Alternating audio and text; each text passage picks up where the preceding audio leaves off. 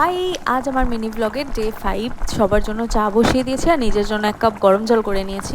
সকালবেলা এক কাপ গরম জল খেয়ে দিনটা স্টার্ট করলে বেশ ফ্রেশ ফ্রেশ লাগে। আর এদিকে আমাদের গোপাল ভাইয়েরও ঘুম থেকে ওঠার সময় হয়ে গেছে, তারই তোড়জোড় চলছে। বাবা পুজো দিয়ে দোকানে যাবে। আমি আজকে ফুলকপি আলুর তরকারি রান্না করছি আর মাম্মাম রুটি করে দেবে। এটা আমার আর ভাইয়ের টিফিন হবে আর অভি আর বাবার ব্রেকফাস্ট। আসলে আজকে আমি একটা অন্যরকম রেসিপি ট্রাই করছি, মানে মিল্কি ব্রেড।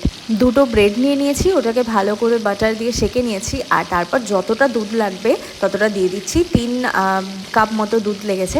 এটা নরম হয়ে গেছে, আমি উল্টাতে পারছিলাম না, তাই মাম্মা উল্টে তুলে দিল।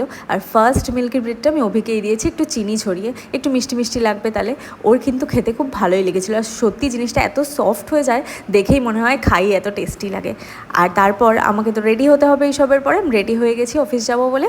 আর আমার চিনি ছাড়া মিল্কি ব্রেডটা মাম্মাম বানিয়ে দিয়েছে, ওটা খেয়ে দিয়ে আমি যাই অফিস। আর তোমরাও এই রেসিপিটা ট্রাই করো। So tata.